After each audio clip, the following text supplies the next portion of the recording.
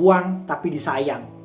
Kita akan sama-sama mengangkat cerita perempuan yang berzinah di dalam Alkitab di Yohanes 8 ayat 2 sampai 11. Teman-teman pasti tahu cerita ini. Saya mau bercerita singkatnya aja. Jadi waktu itu ada perempuan yang kedapatan kepergok ini. Jadi dipergok sedang melakukan zina. Dibawalah sama ahli-ahli Taurat dan Farisi, orang-orang Farisi kepada Tuhan Yesus untuk dihakimi. Ya sebenarnya mereka cuma mau untuk menguji dan mencari kesalahan Tuhan Yesus aja waktu itu. Jadi pada zaman itu kalau orang yang kedapatan berzinah ya pasti dihukum mati. Hukum matinya adalah dilempari batu sampai mati gitu ya, dilempari batu. Jadi mereka mau membawa ini untuk dihakimi oleh Tuhan Yesus waktu itu. Tapi yang luar biasanya adalah gini, ketika perempuan itu dibawa dan dia siap dihakimi, Tuhan cuma bilang begini, siapa di antara kamu yang tidak berdosa, silahkan lempar duluan. Siapa di antara kamu yang tidak berdosa, silahkan lempar duluan. Itu kayaknya tiba-tiba menyentak hati para orang-orang yang ngerebek perempuan ini dan terus membawa. Akhirnya satu-satu mereka hilang gitu ya, satu-satu mereka hilang. Tinggal perempuan itu sendiri bersama dengan Tuhan Yesus. Terus Tuhan Yesus bilang, di mana orang yang menghukum kamu? Saya nggak tahu Tuhan, perempuannya bilang begitu. Aku pun tidak.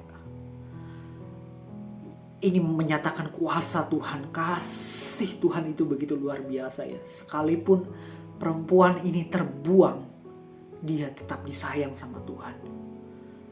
Lucu dengan keadaan kita saat ini ya.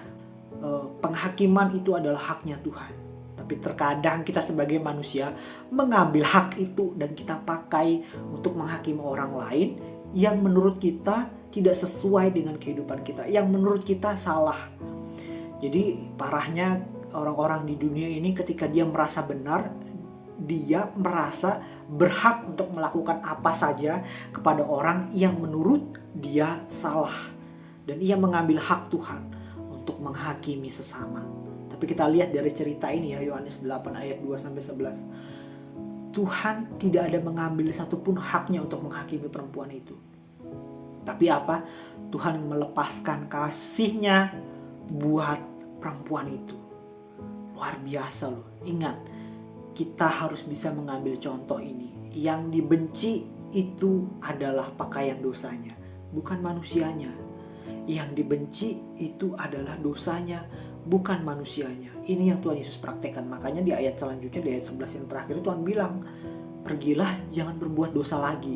Itu menandakan Tuhan tuh sayang loh sama kita. Sekalipun kita jatuh, sekalipun kita bobrok seperti apapun, Tuhan tetap sayang sama kita. Tapi ingat, kalau sudah kembali kepada Tuhan, jangan berbuat dosa lagi. Saya mau menyampaikan kesaksian dalam hidup saya. Saya sebagai manusia biasa, saya pernah jatuh di dalam dosa. Dan ketika saya jatuh di dalam dosa ya, saya merasa diri saya itu kotor banget. Pokoknya kotor, gak layak lah datang sama Tuhan.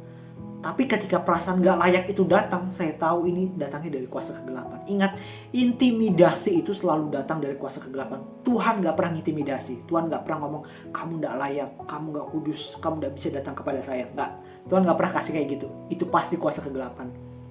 Dan ketika saya merasakan intimidasi itu, saya lawan. Saya tetap ambil keputusan untuk berdoa dan pujian penyembahan. Ketika saya mengangkat pujian penyembahan, saya berdoa, saya serahkan hati saya ngomong di hadapan Tuhan waktu itu ya. Saya ngomong nih, Tuhan, saya berdosa, saya kotor. Saya jujur di hadapan-Mu Tuhan. Kuduskan aku. Dan pada saat selesai berdoa, Bapak Ibu mau tahu, teman-teman mau tahu nggak? Saya dapat firman Tuhan itu luar biasa banget. Firman Tuhannya ada di Yesaya 54 ayat ke-10.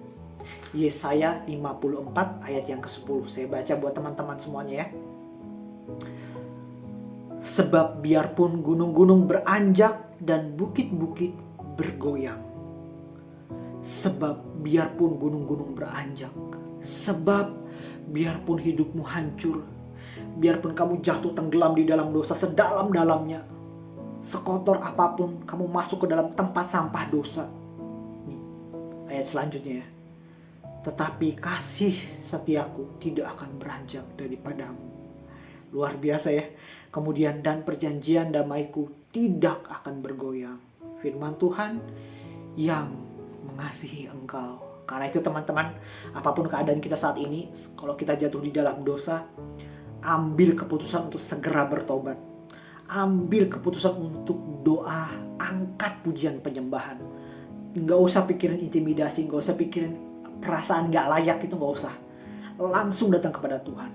Ketika saya mendapat firman Tuhan, saya nangis teman-teman ya, Bapak Ibu semuanya, saya nangis karena bilang gini, apalagi di ayat yang ini ya, tetapi kasih setiaku tidak akan beranjak dari bumi. Saya langsung ngerasa, duh saya ini kotor banget, tapi kok tiba-tiba Tuhan bilang kasih setianya nggak beranjak daripada aku ya. Dan ditutup dengan kalimat apa? Firman Tuhan yang mengasihi engkau. Itu so sweet banget, firman Tuhan yang paling so sweet yang pernah saya dapatkan di dalam Alkitab ketika saya jatuh di dalam dosa. Terima kasih, semoga ini bermanfaat buat semua teman-teman. Tuhan memberkati. God bless you non-stop.